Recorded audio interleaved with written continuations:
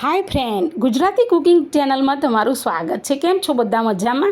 આજે આપણે પૂરી બનાવી છે. પૂરી પણ એકદમ દડા જેવી મસ્ત પૂરી બનાવી છે અને એમાં જરા પણ તેલ રહેતું નથી.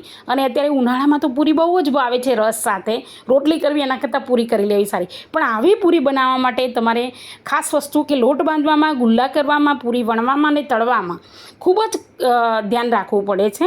એકવાર ટેવ પડી જાય ને પછી એ રીતે થઈ જાય છે. તો ચલો આપણે પૂરી બનાવવાની શરૂઆત કરીએ. તો લોટ બાંધવાની અંદર આ રીતે લોટ ચાળીને લઈ લીધો છે. અંદર થોડું મીઠું નાખ્યું છે સ્વાદ પ્રમાણે, અને અહીંયા મેં 2 ચમચા તેલ નાખ્યું છે, વધારે તેલ નાખ્યું નથી. તો આ રીતે સારી રીતે અંદર મસળી લેવાનું છે.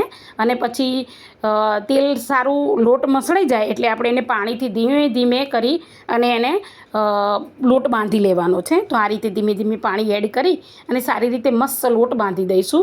એકદમ પાણી રેડશો તો પાતળો કે જાડો થઈ જશે, અથવા તો એ લોટ સારો એવો નહીં બને. અને આ લોટ આપણે છે ને નહીં કે ભાખરીનો, નહીં કે રોટલીનો, એ રીતનો લોટ બાંધવાનો છે. આવી રીતે આપણે પ્રેસ કરી અને બાંધીશું એટલે સારો એવો બધા જ અંદર જો બબલ્સ રહેતા હશે અથવા ક્યાંય ગાંઠ રહી જતી હશે ને તો એ પણ સારી રીતે મિક્સ થઈ જશે.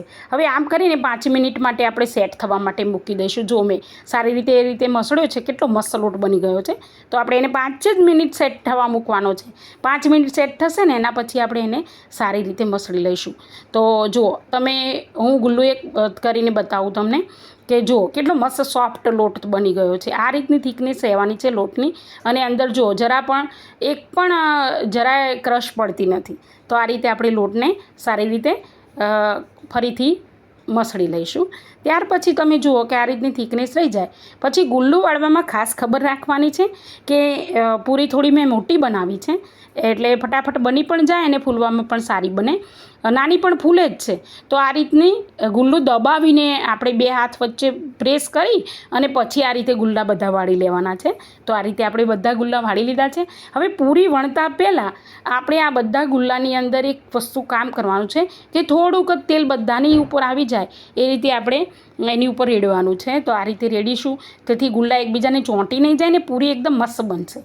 તો પહેલેથી અને આપણે સાઈડમાં થોડું તેલ લઈ લઈશું, જેથી કરીને શું છે એને પ્રેસ કરી લઈશું એટલે સારી રીતે છે ને એની ઉપર કોટ થઈ જશે. એટલે કોટ થઈ જશે ને અને કોઈ પણ ગુલ્લું કદાચ તેલ વગર રહી ગયું હોય તો આ રીતે સાઈડમાં તેલ રાખવાનું ને આ રીતે કોટ કરી અને પછી આપણે વણવાનું. વણતા પહેલાં આપણે ધોયેલો ઓરસિયો હોય એટલે ઉપર સાધારણ તેલ લગાવી દઈશું. અને પછી પૂરી કેવી રીતે વણવી હું તમને 2 રીતે બતાવું છું. તો તમે જુઓ. તો આ રીતે મસ્ત દબાવી અને પૂરી એકદમ ઉપાડીને આપણે વણવાની છે, નહીં કે આપણે રોટલીની જેમ ચલાવી લેવાની. એ રીતે પણ પૂરી તો વણાઈ જાય છે પણ સારી ફૂલતી નથી. તો આ રીતે અને ખાસ ધ્યાન રહે કે ધાર ઉપર છે ને વધારે વેલણ થોડું દબાવીને ફેરવવાનું, જેથી કરીને બધી બાજુ સરખી રહી જાય. અને હું ઉપરથી બતાવું છું જો બીજી પૂરી. તો આ રીતે સરસ મજાની વણી લેવાની છે, એમાં કંઈ કારીગરી નથી. અને આ રીતે સરસ મજાની વણી અને એની થિકનેસ એટલી જ રાખવાની છે. વધારે થિકનેસ મતલબ પાતળી ના થઈ જાય એ વસ્તુનું પણ વધારે ધ્યાન રાખવાનું છે. અને વધારે જાડી ના રહે એ વસ્તુનું પણ વધારે ધ્યાન રાખીશું. તો આ રીતની થિકનેસ આવે એવી પૂરી બનાવી દઈશું, આપણે વણી લઈશું. અને વણ્યા પછી તરત જ તળવાની છે. મતલબ એક વણવાની અને તળવાની બંને ચાલુ રાખવાની.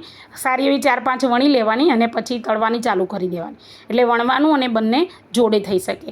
તો આ રીતે આપણે સેજ જારો એને અડાડીશું ને એટલે પૂરીની અંદર ગરમ હવા ભરાઈ જશે અને પૂરી મસ્ત એવી ફૂલી જશે. જુઓ તમે કેટલી સરસ મજાની. હવે એને ઉલટાવીશું તો જુઓ નીચે પણ સારી રીતે મસ્ત ચડી જાય છે.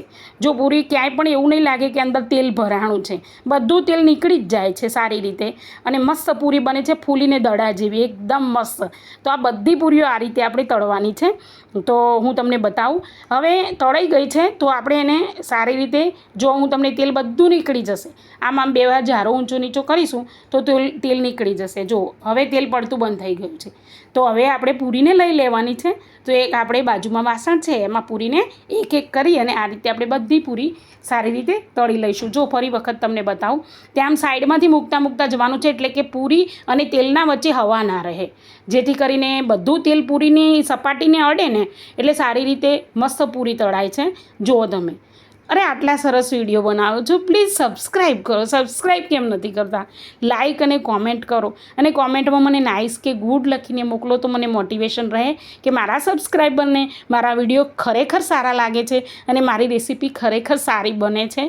તો બધા મારી રેસીપીથી હેપી છે. તો પ્લીઝ તમે આટલી સરસ પૂરી બનાવી છે, બનાવતા શીખવાડી છે, સબસ્ક્રાઈબ કરો અને કોમેન્ટ ચોક્કસથી કરજો કે તમને મારી રેસીપી કેવી લાગે છે. તો આ રીતે આપણે બધું તેલ નીકળી ગયું છે. હવે બધી પૂરી તમે જોઈ છે, બરાબર.